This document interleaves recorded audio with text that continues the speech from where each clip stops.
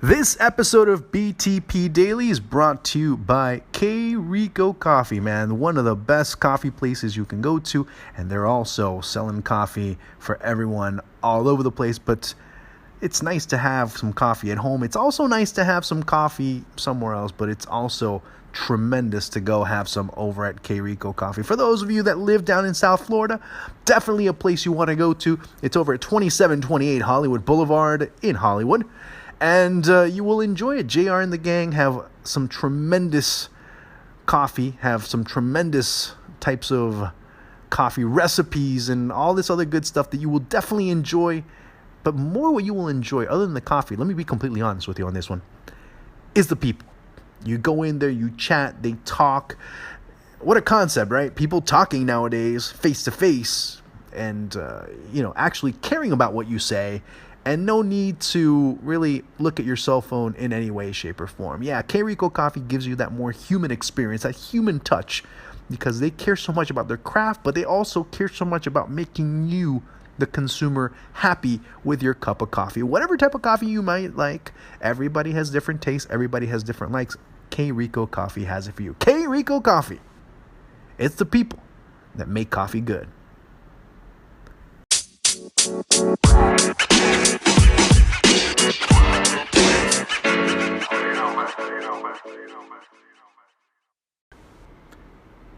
Five 0. If I were to tell you 5-0, X team beat Y team 5-0, your first thing or your first reaction would probably be, right? Oh, damn, watch out. That team looks good.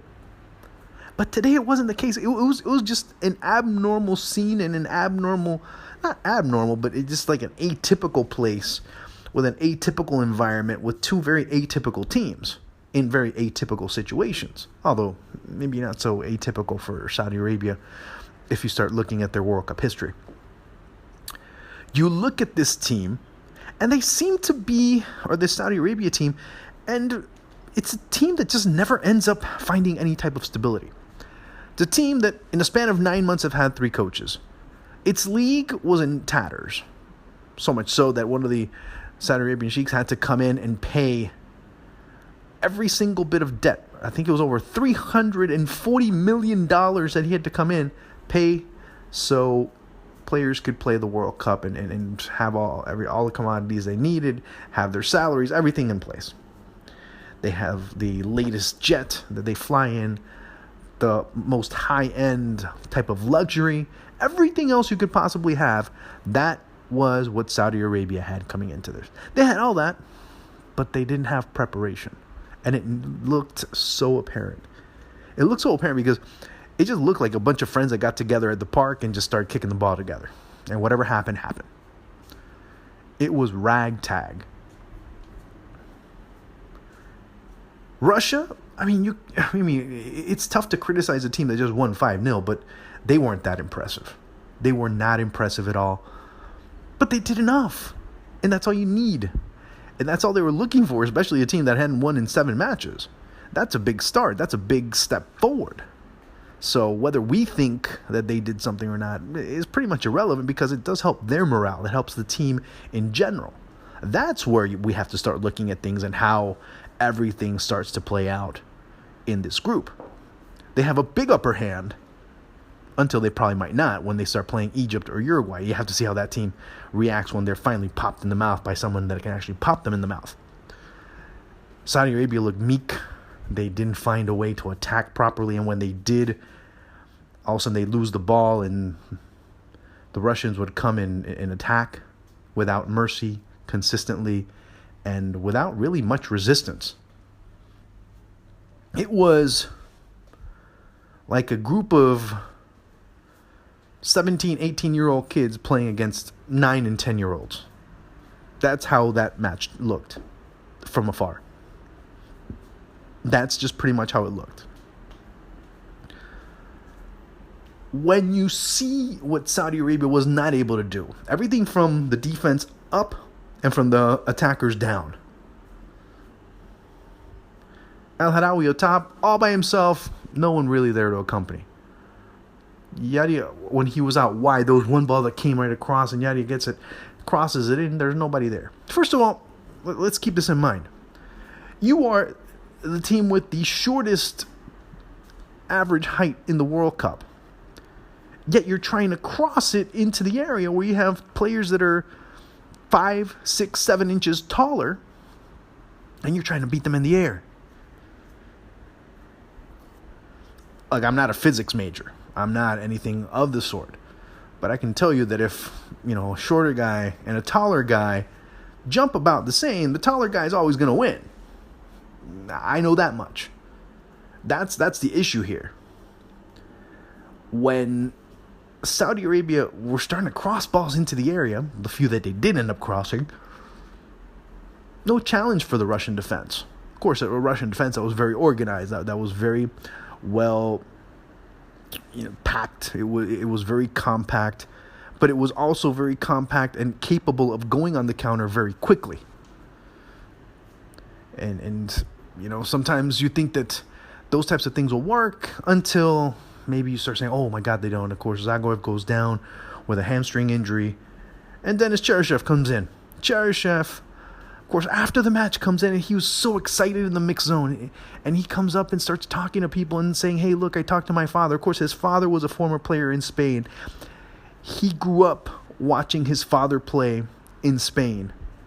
And he attributes a lot of his life in what he's been able to do in his acclimation to Spanish football because of that. Of course, he played at the youth system at Sporting Gijón while his father was there. You see what he was able to do. And for Russia, the Zagoev injury ends up being a blessing in disguise. Because Golovin comes into the middle. Then Cheryshev goes out wide, and you have a player that has a bit more pace, that can really move around much quicker, that has a little bit more mobility out wide. You have a player that can really fight for balls in the middle, recover, transition, and go quick into the middle and start spraying the ball out wide. That's what occurs. Consistently, time and time again. And again, after a while, when a lot of that is being done on a consistent basis, one's going to go in. Unfortunately for Saudi Arabia, about 3 of them went in that way. And it was because down the flanks they were weak. A lot of the attacks they went down the left, and there was a problem with the left. So what happens? The defense shifts over. They try to compensate that leak on the right, and also on the left they have an issue. So they switch over, and all of a sudden the same problem over here. Russia was doing a good job of moving the ball back and forth, but then that back line was constantly exposed. Why? Because the midfield wasn't covering. One of the biggest criticisms of Pizzi in Saudi Arabia was because he didn't call up a natural central midfielder. And you noticed it today. And you noticed that there wasn't somebody collect the ball, to fight for the ball, to destroy, if you will, for Saudi Arabia. And it was something that was very noticeable. And it compounded a problem on top of another problem that was part of another problem and was generated because of another problem. The team didn't have any sense of shape, didn't have any sense of form. When they came out to pressure, it was only one player, so then all of a sudden the player leaves a space behind him, and a whole cornucopia of issues ends up generating itself into utter disaster for Saudi Arabia. So much so that by the time the opening match, the opening day of the World Cup, guess what? They're on their way out already. Now, and this result seems weird. It seems like one of the biggest blowouts, and it is one of the biggest blowouts ever in a World Cup opener. Looks like things could be a little bit nutty in this World Cup. But then again, we might have tomorrow, and things might come back into order.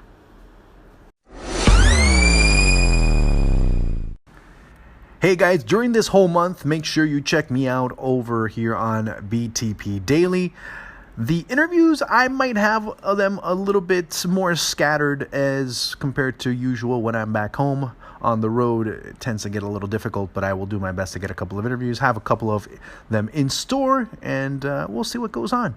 But in the meantime, I will have a BTP Daily after every World Cup match day.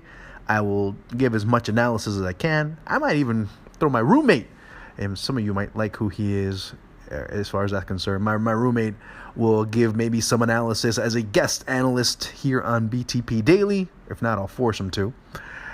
And I look forward to this huge event.